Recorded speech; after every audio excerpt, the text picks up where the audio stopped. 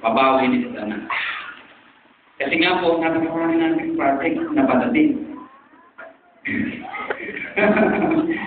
Kasi nga po, nung dati po contractor po kami ng mga housing doon sa Potential. Pero po ngayon, nag-layo kami dahil medyo mababa yung labor contract lang po kasi. Medyo mababa yung kontrata, subcontract sa labor. Nagsunubukan namin, nalugi lang kami. Kaya sinigilan na po namin, naglingkod na lang kami ng todo-todo sa Panginoon. Ang ginagawa lang po namin, lahat ng po ng kasada nung kami gumagawa pa rin. Kasi doon po yung medyo maganda yung income. Ngayon po yung talagang, yun nga po yung nagkwento ko sa Pastor Baker last Friday. Sabi ko man, tumawag, nung hapon po, di ba gabi meron tayong prayer gathering. Sabi niya, diniglaran niya ako, basta i-multiply ni Lord yung teke. Sinabi ko sa kanya, ang teke lang po namin, 8,000 lang yung collection namin, every Friday po yun. Nung Friday na yun, last Friday. Sabi ko, halim naman ako ako, masaya pa nga ako. Sabi ko lang, may gagawin kasi malat. Diniglaran pa ako, yung paper ng Panginoon. Papatindi. Pagdating ko po doon, nakita ko times 10. Kaya masaya ko lang ng Panginoon. Hindi yan nagpapa-apekto sa mga sitwasyon. Talagang may gagawin yung mga paghimala, breakthrough after breakthrough. Amen?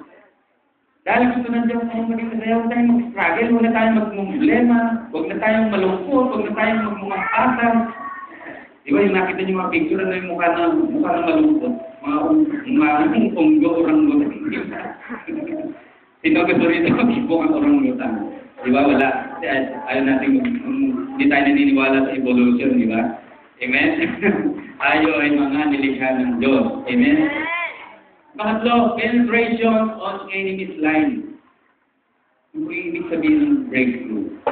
Napagka inilaban mo pala yung pananampalataya mo, nagsigwala ka sa Panginoon, inigwala ka na may gagawin mo lang Panginoon.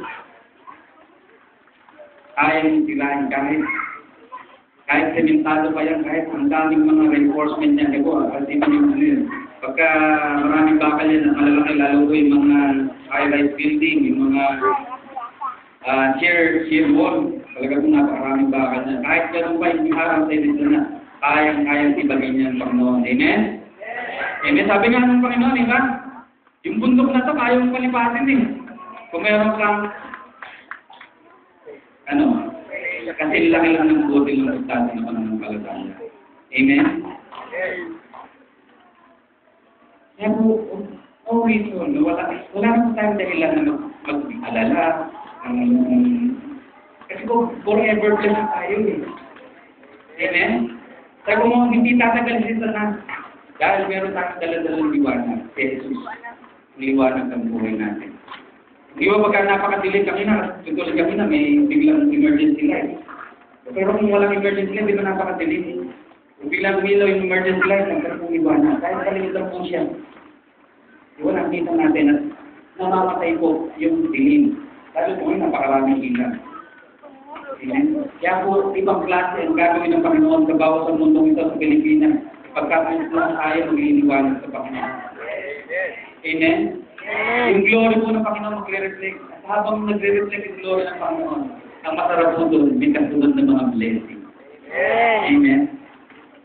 Pagkagulat siya doon, may tatawag sa'yo, kuya, kunin mo na rin Innova. Akin yun. Hindi, yung kontrata mo. Umpisahan na natin yung bahay natin. Meron po tumawag sa amin, kasi po nung Thursday, po kami si Pastor Big. Dahil gagawin po yung bahay po ni Pastor Big sa Angat Bulacan. At si Vince po yung gumawa ng plano. At kami po yung mag-supervise kung namin yung mahalaga sa yung mga nilang drink house sa Bulacan. Sabi niya, diniglaran, sabi inobi namin sa kanya mga problema namin, mga pinagdadaan namin. Sabi niya, hindi mo tatagal yan. Mamaya, may tatawag sa inyo. May mga bagong kontrata. Nung nga po, hindi po nagtatagal. Siguro 30 minutes lang. Kasi kung malapit na ibahin namin kay Pastor Big, dahil taga-pusik nga po ako, may nag-text na. Pastor, mag-meet na kayo ng aming members sa church. Pagpapagawa na sila ng bayan, approve na yung building permit, approve na sila sa pag-ibig. At ngayon po, habang dito ako, nag-text pa, sabi niya, anytime next week, mag-start na tayo, mag-meet na tayo para mag-meet yung bahay namin.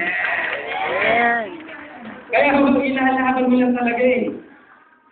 hindi ka mapa-apekto sa sitwasyon. Dahil maraming pag-atake, sabi ko nga po, nung nagsisimula ko lang po mag-factor 2006, balikan ko lang po, sumama po ako sa RAM Convention, first time ko makasama sa Baguio sa RAM Convention. Nung pauwi po kami, natanggalan po ng gulong yung ating sasakyan pababa ng Masas Highway. Yan dami po namin puno kami. Pero hindi po kami tumakot sa bangin, hindi kami alam nangyari po, walang na-accidente, walang nasaktan. Kaya po sinasabi ko talagang may mga gagawin ng Lord sa buhay. Kaya po pag namin mga ganyan, sabi nga ni narinig ko kay Bilang narinig, sabi nga ni Bishop sabi nga ni Jesus kay Buddha, Judas, don't quit!